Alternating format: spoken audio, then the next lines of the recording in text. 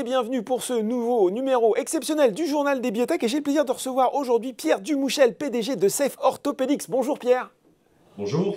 Alors je le rappelle, Safe Orthopedics, pour ceux qui ne connaîtraient pas, MedTech introduite en 2015, spécialisée dans la conception, la fabrication et la commercialisation de dispositifs médicaux dédiés à la chirurgie du rachis. Pierre, la semaine dernière, vous avez annoncé la conclusion d'un nouveau contrat de financement obligataire avec ABO pour un montant maximum de 8 millions d'euros. C'est l'actualité, on va en parler, mais on avait envie peut-être pour commencer de faire le bilan de votre activité durant cette année 2021 qui est désormais presque achevée. Ouais.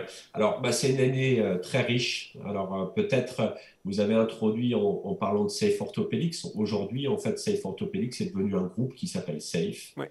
La première actualité, pour la rappeler, c'est quand pendant la période du Covid, on n'est pas resté chez nous. En fait, on a fait évoluer le groupe.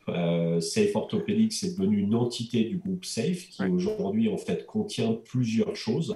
Safe Orthopedics, notre marque fabricante historique, qui est le pionnier et le leader du prêt à l'emploi pour la chirurgie du dos, mais également Safe Medical qui avait été acquis dans l'été et qui nous a permis, en fait, pendant toute cette période, de reconstruire un groupe autour de la même stratégie. Notre vision future ne change pas. Nous souhaitons apporter le prêt à l'emploi, mais sous forme, en fait, maintenant de deux modèles. Un modèle industriel, Safe Medical, et un modèle, en fait, de marque fabricante Safe Orthopedics, qui nous a permis, pendant cette période un peu compliquée finalement de la pandémie du Covid, de faire pas mal de choses, de maintenir un taux de croissance à double chiffre. À fin septembre, on est à 27% de croissance. Ça nous a permis sur Safe Orthopedics en fait, de lancer de nouvelles technologies, de Safe Medical, de développer des nouveaux services pour ses clients. Donc une année riche, même si on est encore dans un contexte très particulier de marché où la chirurgie du dos est limitée, etc. Oui, donc il va falloir, on espère justement que ça va se rouvrir, entre guillemets, avec la fin de la crise sanitaire, même si on voit que celle-ci dure. Si on revient sur justement peut-être le bilan de cette acquisition de Safe Medical conclue entre fin 2020 et le début de cette année, revenons peut-être sur les points positifs, les bénéfices que vous en attendiez. Est-ce qu'ils ont été au rendez-vous ?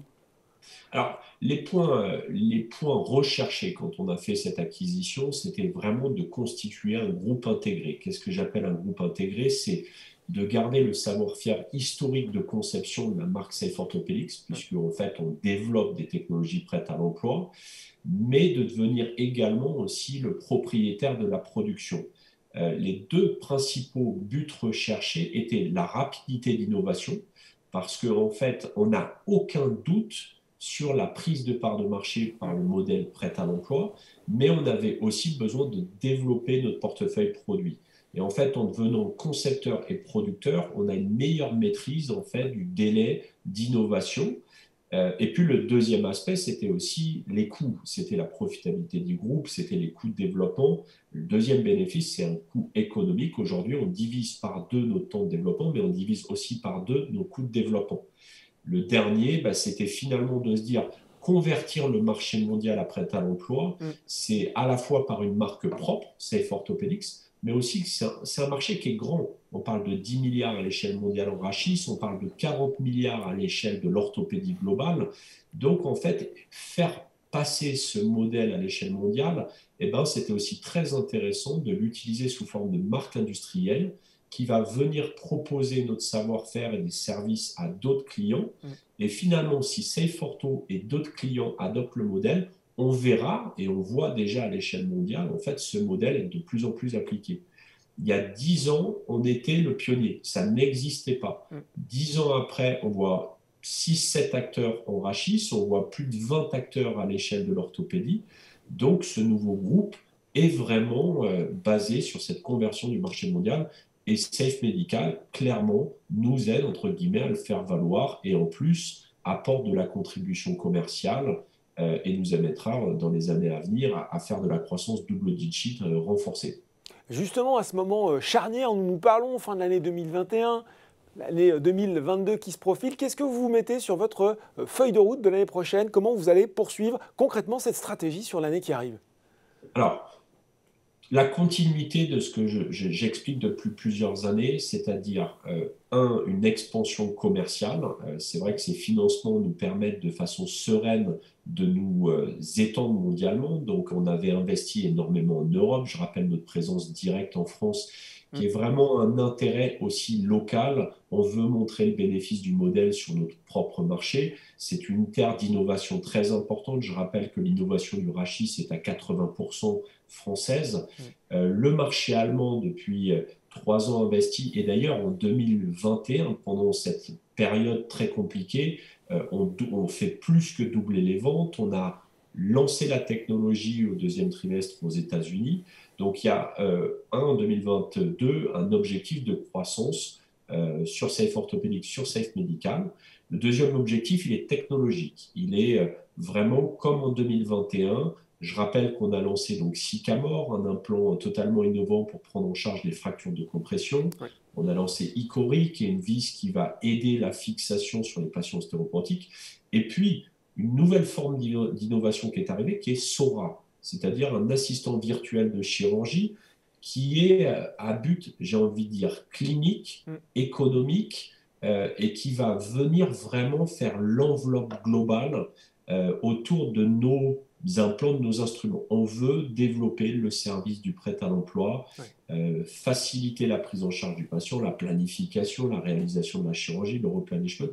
Donc vraiment, le deuxième axe est vraiment la partie innovation, parce que ce groupe intégré maintenant a cette capacité à aller plus vite. Donc espoir de croissance commerciale, volonté forte de développement de nouvelles technologies, en passant dès le début de l'année par des lancements mondiaux.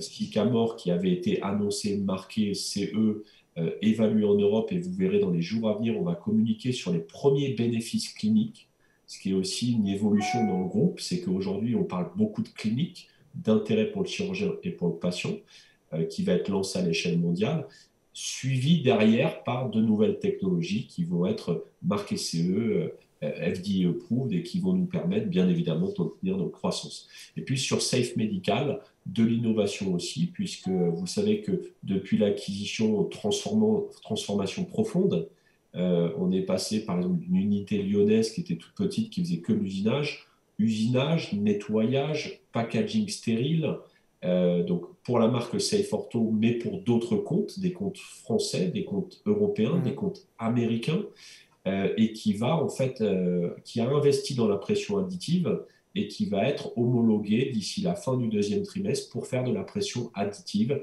pour notre propre compte et des comptes tiers. Je rappelle qu'on avait publié en fait un co-développement avec une société américaine sur des cages en impression additive. Donc beaucoup de choses. On est encore une fois à l'aube 2022, donc un peu plus de 10 ans maintenant, très serein sur le modèle. J'insiste parce que souvent les actionnaires me posent la question. L'intérêt du prêt à l'emploi n'est pas à remettre en question.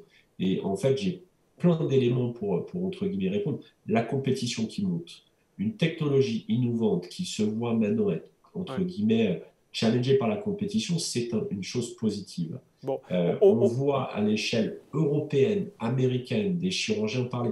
Hier, par exemple, j'ai publié, on était en présence sur un gros congrès américain, un leader d'opinion, Isidore Lieberman, en fait, a expliqué les bénéfices du prêt à l'emploi d'un point de vue économique, d'un point de vue clinique, expliquer aussi l'intérêt pour le marché américain qui est en train de changer, des centres ambulatoires qui n'ont pas de service de stérilisation, qui doivent opérer en moins d'une journée. Voilà, aucun doute sur la prise de part de marché du prêt à l'emploi. Bon, aucun doute sur les perspectives commerciales, aucun doute sur l'ambition. Pourtant, le modèle, il n'est pas encore rentable. Pierre, il y a donc, je le disais au début, ce nouveau programme de financement par Océane. Comment ça va fonctionner concrètement ?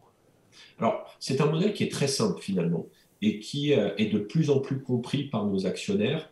On a 8 millions qui en fait arrivent sous forme de tranches mensuelles avec une décote qui a été extrêmement travaillée et je remercie notre partenariat avec ABO. Quand on a commencé entre le premier financement et aujourd'hui, on a travaillé tous les axes pour donner quelque chose de plus intéressant à nos investisseurs. Les décotes mensuelles sont très faibles. Il n'y a pas de BSA, ce qui permet entre guillemets d'avoir une visibilité très claire. et nous publions régulièrement. Le marché des biotech et des medtech a besoin de financement, ce n'est pas spécifique à Safe Ortho, on sait que ça prend du temps, mais quand on compare maintenant avec le recul le schéma d'obligations convertibles avec des augmentations de capital classiques, on se rend compte finalement que les décotes sont plus intéressantes. Des augmentations de capital classiques sur des sociétés petites, moyennes, on va aller entre 20 et 40% au moment de l'augmentation.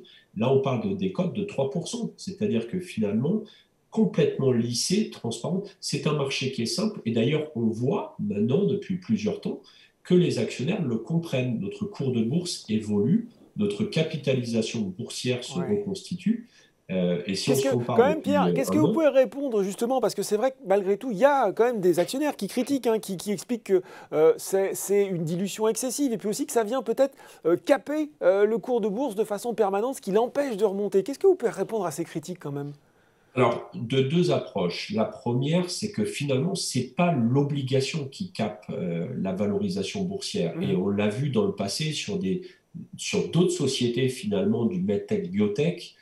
Tant que l'équilibre financier n'était pas atteint, on voyait bien qu'il y avait des augmentations régulières de capital et pour autant la valorisation boursière restait à peu près identique. Et puis à un moment donné, à la maturité finale de l'entreprise, on voit des valorisations boursières exploser. Donc il ne faut pas faire entre guillemets une comparaison entre l'augmentation de capital classique et l'obligation. Je crois que c'est tout simplement la maturité de l'entreprise à un moment donné qui prend sa valeur. Après, c'est vrai que sur l'autre aspect, sur l'obligation pure, il y a encore pas mal de temps, c'était pas très bien compris. Il y a des programmes d'obligations qui sont plus ou moins transparents. On fait le choix de ça. Donc, il y aura toujours, entre guillemets, des gens qui seront mécontents parce qu'il y a de la volatilité. Celui qui veut rentrer pour 3 mois, 4 mois, c'est sûr qu'il peut, entre guillemets, en ressortir un peu pénalisé. Par contre, celui qui, entre guillemets, comprend le programme, s'inscrit dans le temps, parce que j'insiste là-dessus, un actionnaire doit investir dans une medtech, biotech, en comprenant finalement le temps nécessaire à atteindre la valorisation maximale. Donc ma réponse est, il ne faut pas opposer le schéma d'obligation avec les augmentations classiques. Ce n'est pas, entre guillemets, de toute manière, ce n'est pas une finalité, c'est un moyen finalement de faire grandir une stratégie, d'atteindre un équilibre financier, et il faut en quelque sorte s'inscrire dans le temps. Encore une fois, sur ce programme-là, je rassure, je suis le premier, je suis aussi un fondateur, un président directeur général, mais aussi un actionnaire. Je travaille constamment avec ABO et je trouve qu'on a un beau partenariat. Si vous regardez nos différents programmes, à chaque fois, ABO fait l'effort à notre demande de trouver un schéma moins dilutif, moins coûteux, moins, entre guillemets, stressant sur le cours de bourse. Et ça marche plutôt bien pour l'instant depuis plusieurs années qu'on travaille avec eux. Bon, et je retiens, hein, voilà, être actionnaire de Safe, c'est un engagement, un pari de long terme, hein, quand je vous écoute, Pierre. C'est un pari de long terme. Si je ne croyais pas en ça, je n'aurais pas, entre guillemets, lancé l'acquisition de LCI, transformé Safe Medical. On ne ferait pas d'annonce de lancement. Nous sommes une société maintenant, on va dire, sécurisée, parce que, j'insiste, les actionnaires qui se tournent vers Safe investissent dans, finalement, un modèle double. Un modèle qui a deux vecteurs de croissance, la marque Safe Orthopedics et la marque Safe Medical, à la même finalité, faire passer le prêt à l'emploi à l'échelle mondiale. Mais on voit bien, par exemple, cette année, l'activité de Safe Ortho a été un peu limitée par la pandémie, alors que Safe Medical est en pleine croissance. Donc on a un outil maintenant commercial qui est sécurisé parce que deux entités différentes qui peuvent délivrer des chiffres de croissance assez importants. Bon ben voilà, de belles ambitions pour 2022, pas mal de news flow à attendre quand je vous écoute. Vous reviendrez, j'espère, en parler avec nous. Pierre Dumouchel, PDG de Safe. On ne dit plus Safe Orthopedics, on dit Safe. C'est retenu pour la prochaine fois. Merci beaucoup, Pierre. Merci beaucoup, Laurent. Voilà, c'est fini pour ce numéro du Journal des Biotech. On se retrouve très bientôt. À bientôt.